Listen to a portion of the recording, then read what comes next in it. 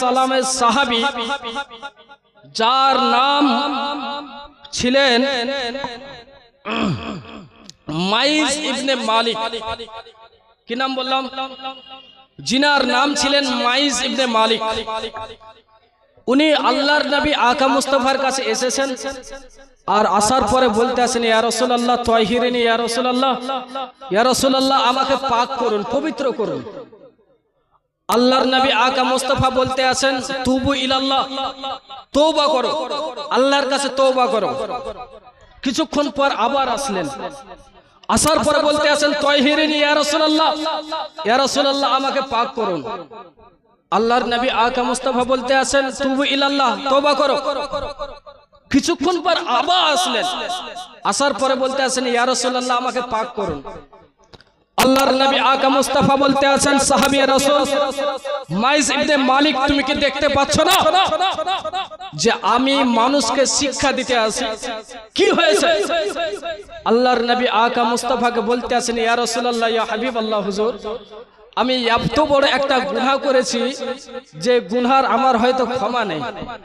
আল্লাহর নবী আকা মুস্তাফা বলতে আছেন, মাইজ ইবনে মালিক কি গুনাহ করেছো?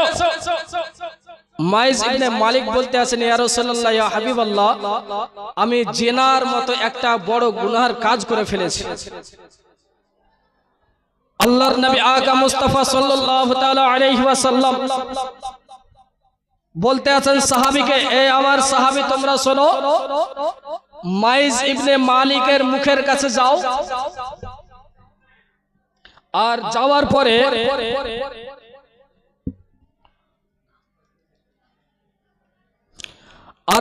পরে একটু চিন্তা করো, ওকে ওর মুখখানের কাছে গিয়ে একটু শুঙ্গো যে মুখ থেকে ওই মদ পান করেছে কি করেনি, এটা দেখো। কারণ হচ্ছে সেই সময় বেরাদার মদকে হারাম করা হয়নি।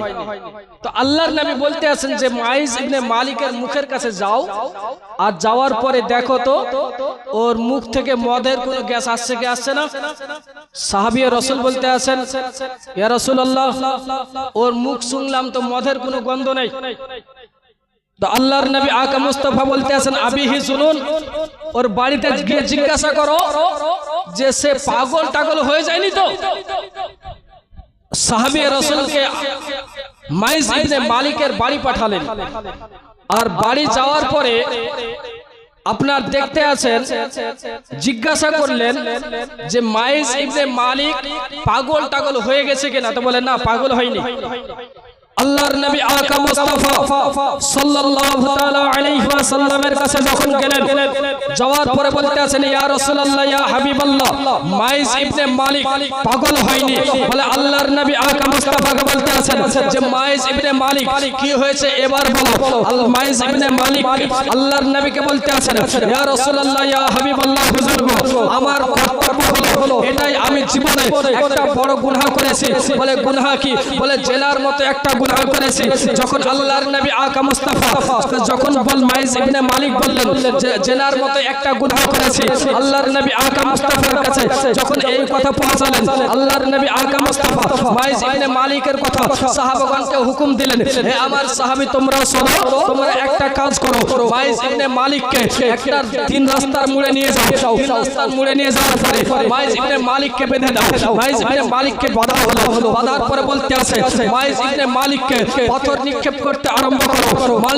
মাইজ ইবনে মালিককে যেমনই পাথর মারতে আরম্ভ করেছে, ও মাইজ ইবনে মালিক পাথরের আঘাতে সে সঙ্গে সঙ্গে মৃত্যুবরণ করেছে।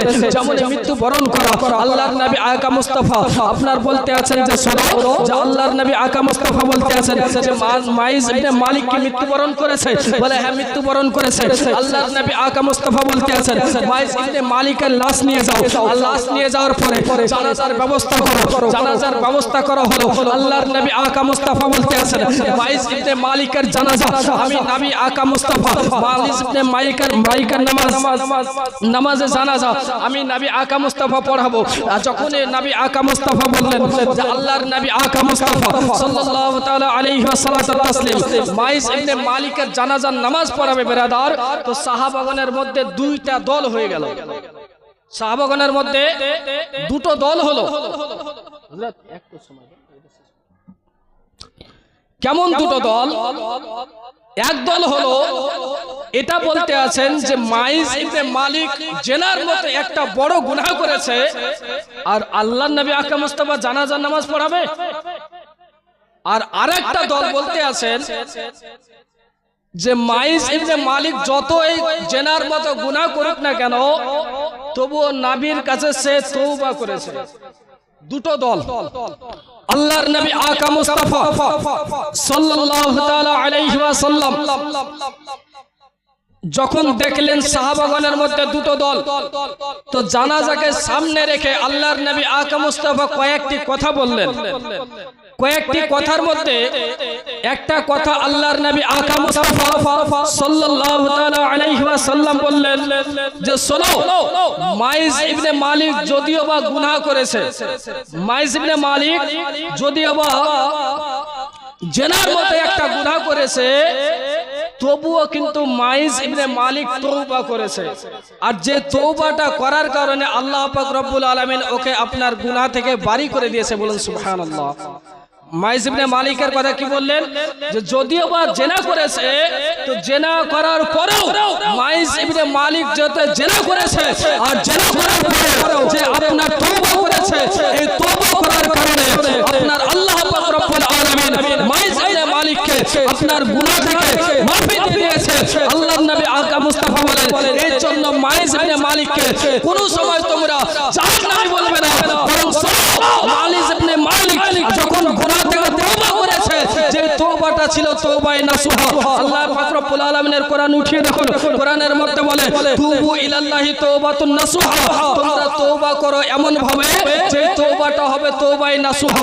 তওবায়ে নাসুহাটা কি? যে তওবাটা তওবায়ে নাসুহা কি? নাসুহা শব্দের অর্থটা কি? নাসুহা কাকে বলা হয়? তো নাসুহা হচ্ছে যে একটা উদাহরণ, যে একটা গাভীর দুধ থেকে যে এরকম দুধ বের করা হয়, হয় না? হয় না? বলেন। একটা গাভীর দুধ থেকে, স্তন থেকে দুধ বের করা হয়, আর দুধ বের করার পরে ওই স্তনে দুধ রাখা আর সম্ভব হবে না। আচ্ছা, গাভীর দুধ থেকে, স্তন থেকে দুধ বের করার পরে আবার সেই জায়গাতে দুধ রাখা সম্ভব হবে না। তো আল্লাহ পাক রব্বুল আলামিন বলেন, শোনো, তুবু ইলাল্লাহি তাওবাতুন নাসুহা, তোমরা এমন ভাবে তওবা করো যেই তওবাটা তওবায়ে নাসুহা। আল্লাহর নবী আকা মুস্তাফা বলেন, শোনো, মালিক ইবনে মাইজ ইবনে মালিক এমন তওবা করেছে যে তওবাটা হলো তওবায়ে নাসুহা। এই তওবা থেকে, এই তওবা করার কারণে আল্লাহ পাক রব্বুল আলামিন ওর পাহাড় সমতুল্য, উহুদের পাহাড় সমতুল্য যদি গুনাহ হয়, আপনার সমুদ্রের ফেনা সমতুল্য যদি গুনাহ হয়, তবুও আল্লাহ পাক রব্বুল আলামিন সেই গুনাহ থেকে মাফি দিয়ে দেবে। বলুন সুবহানাল্লাহ। এ বিরাদার সামিনে মিল্লাতে ইসলামী, আমার বলার অনেক কিছু থাকে, কিন্তু সংকীর্ণ সময় যে আয়াতে কারিমা তিলাওয়াত করেছিলাম, আল্লাহ পাক রব্বুল আলামিন বলেন, ওয়ালা তাহনু ওয়ালা তাহসানু ওয়া আনতুমুল আ'লাউনা ইন কুনতুম মুমিনিন। তো পৃথিবী জগতে সবাই চিন্তিত, চিন্তা মুক্ত হওয়ার কারণ হলো এটাই, চিন্তা মুক্ত শুধুমাত্র একজন গ্যারান্টি নিয়েছে, সে হলো আল্লাহ পাক রব্বুল আলামিন। আমরা যদি সঠিকভাবে ইন কুনতুম মুমিনিন, মুমিনের মধ্যে দাখিল হয়ে যায়, তো আমরা চিন্তা মুক্ত কিন্তু হয়ে যাব। আর একজন মুমিনের প্রথম সিফাত কি বললাম? সেটা হলো বেশি বেশি করে তওবা করা। বেশি বেশি করে তওবা করুন, কারণ আল্লাহ পাক রব্বুল আলামিন তওবাকারীকে বেশি পছন্দ করেন। যে বেশি তওবা করে আল্লাহ পাক রব্বুল আলামিন তাকে বেশি পছন্দ করে। তো দিন রাতে কত আমরা গুনাহ করি, আমরা সকলেই গুনাহগার। আমরা গুনাহ থেকে গুনাহ মুক্ত কেউ নেই, বরং গুনাহ মুক্ত আমরা যেতে হতে পারি না। তাহলে আমাদের জন্য অপশন এটাই, আমাদের জন্য সুবর্ণ সুযোগ এটাই যে আমরা দিন রাতে বেশি বেশি করে তওবা করব।